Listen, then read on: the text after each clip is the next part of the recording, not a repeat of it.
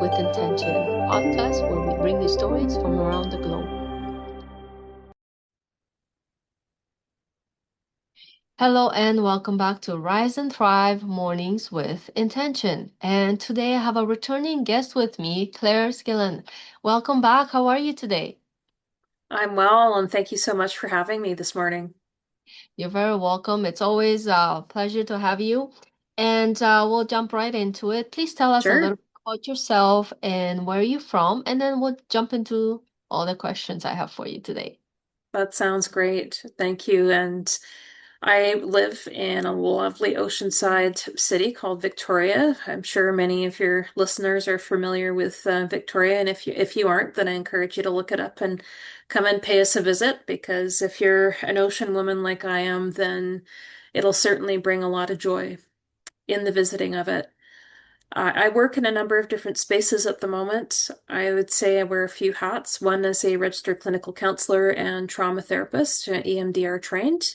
I'm also a management consultant and a passionate hobby photographer and snorkeler slash freediver. Wow, that's amazing. And love everything you're doing. And I've seen some amazing photos. So check out her page and there's so much to see. So your new book is coming soon. As you're already Mhm. international best-selling author, so congratulations on that. And Thank soon. you. So the book is called Inspired Metamorphosis. It centers around women who use tipping points as catalysts for change. What inspired you to personally become part of this project, and what does metamorphosis mean to you? It's a long Great question. I know. question. Yeah, that's all right. It's a great question. I think, like many of us in midlife, and everybody's journey with wisdom is different. I would say that wisdom and knowledge kind of shows up and integrates when it feels like you're ready for it. And so I describe midlife that way. I think when I was younger, there were some pieces of wisdom and ways of living that were kind of in the wings, and the younger version of me wasn't quite ready to entertain them at that point. Whereas I find midlife is gently puts her hands on your shoulders and things start to truly integrate. So this book offered me an opportunity to reflect on some of the things that have, over time sunk in and how it's changed how I view the world now. Wow. That's amazing. So have you talked to the women that are in this book? Have you talked with them, connected with them? Like, and if so, was there a common threads you noticed in how transformation begins? Yeah, I think it often begins with an experience and sometimes unexpected. And the notion that when we navigate a new experience, planned or otherwise, we can begin with an idea of how it might shape us, and yet be surprised by what the end lesson ends up being, or where the growth actually happens. Sometimes it's growth that you've planned, and other times it's growth that you never could have imagined. Mm-hmm. Definitely. Yeah. And I completely agree with that because sometimes we plan things so much and it's just like it's not where it's really directing you. But at the end, like especially in my case, I feel so grateful that it made me see things in a different light, I would say. Mhm. So yeah, I completely agree with that. Many people fear change, especially when it comes through hardship, maybe. How can someone begin to reframe a painful tipping point into opportunity for growth? It's kind of going around the other way now. That's all right. And a very good yet multifaceted question, as everybody's journey to that point can be different. I think there's an honoring and a witnessing of the pain you've been through by yourself, sometimes by others. Sometimes I think people feel like they need time to heal, when in fact, I think that's a smaller component of it. In some respects, it's allowing your nervous system and your being to experience something different than what you've been through, therefore opening you up to a different possibility, Mhm. creating safety, and optimism again in places where they might have fallen off. One critical piece for me, which I will say has sunk in very recent years, has really been about focusing on your values, putting good energy and good intention in good directions. So putting the work in and completely releasing attachment to the outcome. That for me personally, I find keeps me in flow. It keeps me more in the driver's seat in life, as I like to call it. And it frees up a lot of energy that can come from worrying about uncertain outcomes. Yeah. And something was on my mind, and it kind of went off. But but I think, um things definitely do shape us, and many times it is hard to take that next step, I feel. So yeah, was there something that happened in recently that has definitely shifted either your career or anything that you're comfortable talking about or sharing a little bit about? I think a big piece, some previous adverse experiences, some of which I can't really get into. But I think a combination or pattern that I recognized in some of what I experienced, both professionally and personally, helped me let go a little bit more. And sometimes I would say pain wakes you up. Mm, In this case, that was the gift on the other side of it all. I was that it woke me up and it allowed me to integrate some of the new ways of thinking that I just shared.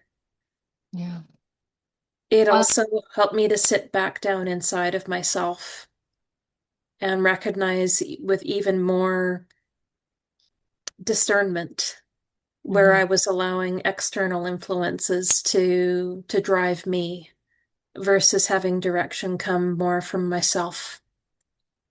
And so that insight for me has been hugely valuable. mhm. Yeah, it's definitely lots of valuable golden nuggets, I would say. And definitely pain can definitely wake us up. And Yeah. sometimes it's in a good way. Sometimes, we have to get through it. Might not be the best thing ever that we see at that moment.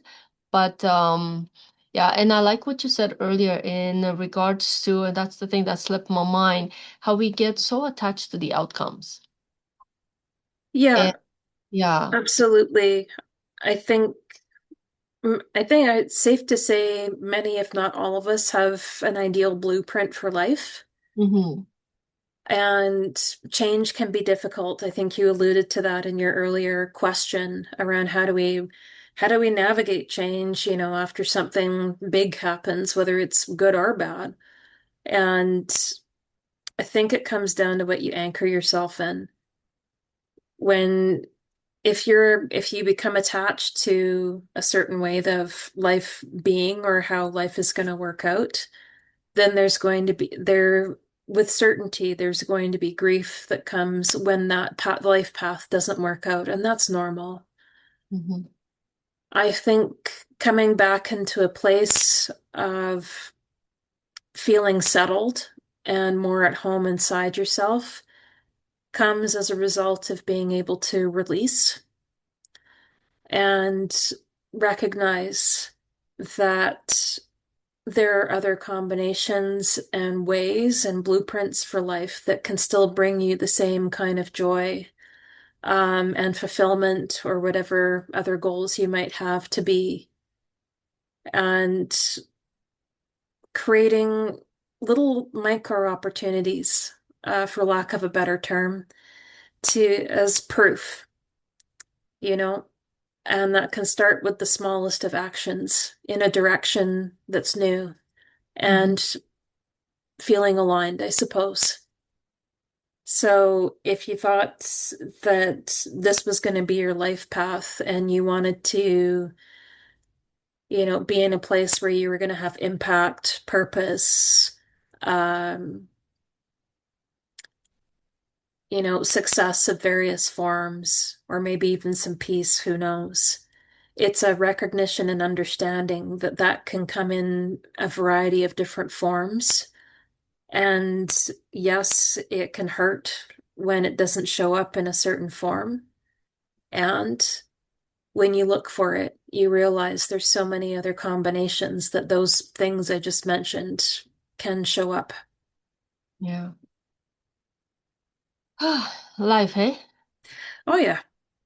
Yeah, So, as someone who works in both technical and emotional healing spaces, how do sure. you see the connection between resilience, mindset, and transformation? I know sometimes my questions are very similar, but it's just to, have the listener come from different point of view, just like, you're learning something and it's like, oh, I never saw it this way. So that's why sometimes I bring the questions from a different angle and they seem like almost the same question. Yeah, no, I appreciate that. There's many lenses to life, as we know. And I think resilience can be linked to what we attach ourselves to and what we link ourselves to. When you're feeling more at home in yourself and connected to who you are as a person, the impact of the outside world, while both beautiful and harsh at times, doesn't shift you off kilter quite the same way, especially if you know how to journey back to yourself as well after a bad experience in particular. And transformation is that level of openness. I remember attending a conference a long time ago, and I find I learn everywhere I go. And this was one of the kernels from, I think some people have taken the landmark forum before. I took it out of curiosity, and I quite like their analogy around change versus transformation. Change, as an example, is I can take a flower pot, empty the soil, and, put pens in it. Great, I've changed it, right? So it's no longer a flower pot, now it's a pen holder. Hmm. Transformation is starting from a place of nothing, where everything is possible. So on the transformation sheet, the flower pot doesn't even exist. And you start with a fresh concept that's not limited by preconceived notion. Wow, I love that. That is so deep. Yeah, I've never seen it like that. I mean, they do talk about like I talk about in my mentorship too about like, we try to fix sometimes things from the problem, but you can't fix when you're coming from the same space. Like I said, always go back to being that child in the crib that not attached to anything yet. And sometimes it helps people think that way too. So yeah, there's more than one ways. And I love the way you describe that. So many women and men, of course, too, do Sure. feel stuck between who they were and who they are becoming. What advice would you give to someone currently maybe standing at those crossroads? Great and deep question. Thank you. I can tell you're an ocean woman too. Of course. My soul always longs to go there. Every chance I get, I go. I'm right there with you. Speaking of different depths, however, in response to your question, it's an interesting place when the person that you were is no longer and the person that you're becoming hasn't solidified yet. And that's where that old adage of putting the work in and completely detaching from the outcome becomes an essential practice because you stay open. I find connecting to what's most important to me in life and getting curious about that again is a critical place for anchoring when everything else feels like it's moving in, around, or beneath you. You feel like you're a little bit on shaky ground somehow. When you find those anchors, it's a beautiful tether to who you are and who you've always been, and yet a different version of it. So it's a rediscovery, and it doesn't need to be a scary thing. However, it can be anchored in some of the things that matter most. So rather than focusing on identity, I'm a this, I work in this industry, it can be more, I'm someone that values curiosity. Mm. I'm someone that values impact and purpose, or joy, humor, growth, or any of those things, because understanding what aspects of life you find most important, I find even if years pass, a lot of the players remain somewhat similar. Life experience changes the priority. So it's getting present to how things have shifted in that way so that you know where you're living from and where you're leading from. Hmm. Wow.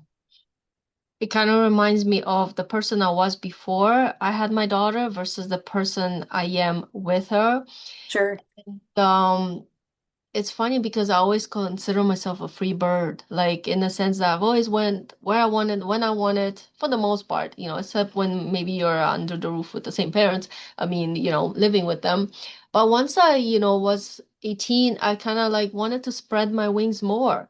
Hmm. And I just love doing the things I wanted to do. And I remember one time I was in Malta and I was there by myself just on an exchange thing program, working for a couple hours a day. I mastered it from 4 to like 2 hours, so the rest of the day was free for me. And the feeling I loved when I used to go to the cliffs by Yeah. I was working, and I just sat there. And I sat there and I loved the idea that, look, I didn't have to be somewhere at a specific time. Nobody was rushing me. And when I'm done with my self sitting at that cliffs and my soul feels contempt, that's when Hmm. I'm gonna go. Like I love that. And I was there for 2 months and I couldn't believe the impact it had on my soul. I Like it believe was you. so beautiful. And then then you kind of I that's actually the year my dad got sick, so I had to come back to Canada. But what a difference I felt being free, not have to go anywhere versus now where it's like we have all these things to do. But as we're talking about it, made me realize to be grateful for the moments I've had and balance the person now being as a mom, of course, priorities have changed. The kids usually number one now. You have to take care of them and do all these things. But I had to shift. I had to shift my mindset to be like, okay, I was this, I am that. But then at the same time, I was like, okay, that doesn't mean I cannot do things. Just do them in a different way. You know, Hmm. talking here, like, but because a lot of people's like, oh, I'm so mad, I can't do the things I used to do. But look at it this way, you have opportunity to do so much more now in a different way. And the experiences, if you let them, will guide you in a different feeling, different transformation, whatever you wanna, go after. So I think it's so beautiful to be in awareness of all that and not shut it down when things something changes drastically, but see it as a new opportunity, challenge in some way, because it was a challenge when my dad got sick, in a different way. But then I was like, okay, how can I expand where I am now instead of going back and it's like, oh, I can't do what I wanted to do. So I think it's such a beautiful space to be able to look at and examine and, not feel right away like you're stuck. Absolutely. And Yes. something to build on what you were saying as well. And this I find is really important in order for people to move forward. And in counseling, this is, more specifically comes from dialectical behavioral therapy. However, technical stuff aside, this is just the nature of life, I find, and that's the ability to hold two simultaneous truths. I Mm, can grieve the person I was, I can grieve what I used to be able to do and can't now. And I can also simultaneously be curious about what's possible now. So I can both be grieving and sad and expansive at the same time. Yeah. And that takes a little bit of work to sit with sometimes, especially when, perhaps a change was larger or more significant for someone. But that tiny little openness or that being open to that possibility, even the smallest thing, are you open to the idea that you can feel A and feel B or be A and be B or any of the other letters of the alphabet all at the same time? Yeah. And that openness, I think, is also a form of resilience. Yeah. So you've dedicated a lot of time and work in supporting, people going through traumas, grief, anxiety, and so on, right? So how important do you think is community and connecting during a season of personal reinvention? Connection, as a general rule, is essential. I find, especially when we think of if someone has been through an adverse relational experience, for example, you actually need relationships to help you heal. If you're in a period of expansion, then getting curious and having conversations and connecting with different people who are likely or may shift your own worldview on things helps you find clarity on your own and helps you question some of the beliefs that maybe you were carrying from the previous version of yourself. That part is also important too. There's a really impactful book that I read called Lost Connections by Johann Hari, and it truly reframed how I saw not only depression as a condition, but also life. And when you look across life and the forms of disconnection that people can experience, it can help create a beautiful level of clarity around where you may want to bridge and build, and maybe where you may want to detach in ways and in areas that maybe you didn't previously have words for. Mhm. And one of the key aspects of that group around healing was community and connection with people. Wow. It's a great book, so we'll have to put that in the description. I recommend So it. yeah, the title Inspired Metamorphosis is powerful. What do you hope, and it hasn't come out soon, but it's coming, but what do you hope that readers feel or walk away with after reading your chapter? And please tell us the name of the chapter if it's okay. And of course, we know your name, so when it comes out, Yeah, don't, no problem. yeah. So, yeah, my chapter's name is Journaling on a Midlife Metamorphosis. And so I've called it that in a way because I wrote um, this chapter as if it were a form of a journal entry. Probably a little more polished if I'm being honest, given that it's for a book chapter than what I might typically throw in a journal. But it's represents some of the things that I reflect on. And what I'm hoping that people take away from reading the chapter is I hope that they connect with the fact that they aren't alone in their struggles, the fact that wisdom comes to people at different times. So judging ourselves for when wisdom finally does land is kind of pointless because we're all on our own path. So you're not behind or ahead or whatever that might mean according to society's rules. I think another key piece is tuning into the body more.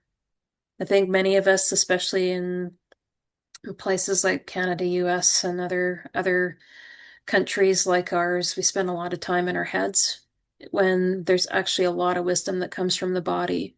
And when I look back, my body probably had the answers to a few questions before my brain even got there. And had I learned to tune in a bit more, I might have found some timely wisdom on a few things, and I talk a little bit about that in the chapter as well. Yeah. I think, lastly, that people learn to trust themselves a bit more and become more discerning around where they spend their precious life energy, because as we all know, it's finite. So, where is the most important place for you to spend that time and life energy? And finally, we evolve all the time as human beings, and honoring the different versions of ourselves that did the best they could with what they had. And now, as Maya Angelou says, now you know better, you do Mm. better. Yeah. It's critical, however, to honor the past versions of ourselves, because those are the shoulders that you're standing on today, amongst many other things. Yeah. That is so beautifully said. And it's so true. Like, we're never gonna be the same. We were once a baby, then, toddlers and so on.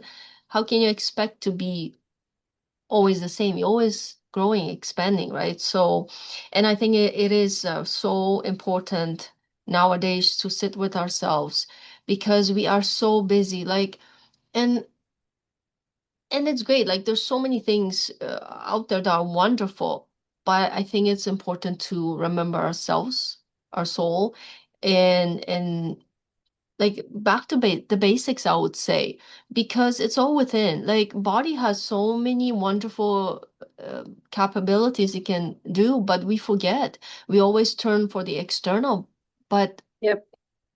there's so much we can do. But everywhere you go, it's music or loudness and TVs on all the time, phones. We're so distracted with all these things that I find hardly any one of us has time to sit still for more than 5 minutes Hmm. and really work on ourselves. I notice that everywhere. And I take a point now every day to sit down in silence, and I don't need music. The world didn't start with music. I don't need it with me. I mean, there's some people who love it. It does ground them. Nothing against that. It's just that I am a body, I'm a human, and I can just go back to nature, and that's all I need. And I feel it balances me so much faster than anything else out there. But you have to learn, because some people, they're always in the mind, right? Like you said, we have to learn to quiet down. And the more you do it, the more you get comfortable with it. Just like anything else. Like, nobody was born to get on a bike and start paddling right away. It takes time Yeah. to learn that. Just like anything else, you have to retrain yourself. If you want those results, then you gotta step back and it's like, okay, what should I do? Where should I start to, either go here or there? And we're capable of doing anything. And history proves it. We're capable of doing so many things. Sometimes it's just going back to the basics to realign, you know? 100%. And to echo a comment that you made, the world's pretty noisy, metaphorically and literally, Yeah. and it creates a noisy mind.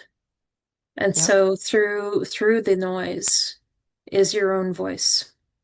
Yeah. And reconnecting with your own voice, and in some cases, learning how to trust it again. And that's a journey for many of us, me included. Bit by bit, you start to build some of those reconnections in life that matter the most. Yeah. There's a While I love snorkeling and freediving because I love nature, and B, I'm a generally curious person. The joy that I get from what it feels like flying underwater is amazing. And the other thing, it's actually pretty quiet under there. Mm-hmm. Yeah. The noise of the world kind of vanishes for the time that you're under the water. And aside from the exclamation of seeing like the neatest looking sea slug, because believe me, they're neat. Go look them up, please. The aspects of self that are have the space to come through. It's its own form of meditation. Yeah, exactly. Yeah, I think it's important whether you're a businessman or woman running a very high Sure. business or a person who's just works at, let's say, McDonald's. It doesn't Yep. matter where you work. No. It's good to take that time out for yourself, to rebalance. And that's why a lot of people, you'll have people who are poor, but they feel great, and vice versa. People who are rich, but they're also lacking something. And it's just a matter of reflecting on your life and okay, what area can I also make better, right? And that's my next question. Like, if there's one message you would want every woman or man listening, of course, today to remember when facing their own tipping point, what would that be? Has too many things I would want to share in that one. I think there's a couple of things that I think are important for staying grounded inside yourself. Because when it's stormy, metaphorically and literally outside of you, or even inside of you sometimes, it's important to have some of those core anchors. So, what matters most to you in life? And again, to echo a point that Brene Brown says, your worth is never up for discussion. When you can operate from a place where your worth is solid and unquestionable, as I say to my clients sometimes, your worth is solid and unquestionable, even by you. You operate from a place of feeling anchored and strong. And it creates a more solid foundation of where to live from and where to lead from in a way that you choose and that you want. Wow, that's beautiful. And one last question. uh, Sure. and I always ask this question, everyone. So the name of the podcast is Rise and Thrive Mornings with Intention. So how important do you think it's to set intentions in the morning? Maybe you have a different view on that. Let's hear it. I think it is important. I would say that I'm continually upping my game in terms of being consistent on doing so every single day. One thing I think is essential is taking that time out, as you say, to just be with yourself and to notice the smallest of things that bring you joy. And when you actually allow yourself to not only notice mentally, but to embody what you're experiencing, you start your day in a whole different way. And it has a ripple effect throughout. Yeah, definitely. Wow, so many golden nuggets today. It was a pleasure to have you on our podcast, and we could talk about a lot of these things for much longer, but that's it for today. So follow Claire on Facebook. Do you have any other channels you like people to Yep, follow? I'm on LinkedIn, and you can always follow me on Instagram as well. I think you've got my Instagram handle as well, so feel free to share that. You'll see a lot of my photographs there, a lot of the joys too. Yeah, and I love that photograph. Did you take that? I think I asked that last time. Oh, this one? Yeah, this is sunrise at Clover Point in Victoria, and yeah, talk about starting your day off right with a good intention and good space. What a blessing it was to witness this. Yeah. Well, thank you so much for being here with me today, and thank Thank you you for for having me.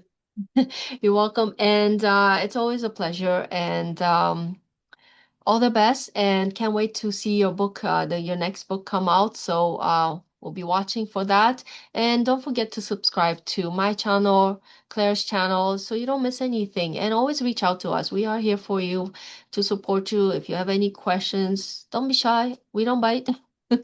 So, till next time, thank you everyone for watching and have a beautiful day. Thanks, everyone. Bye, everybody.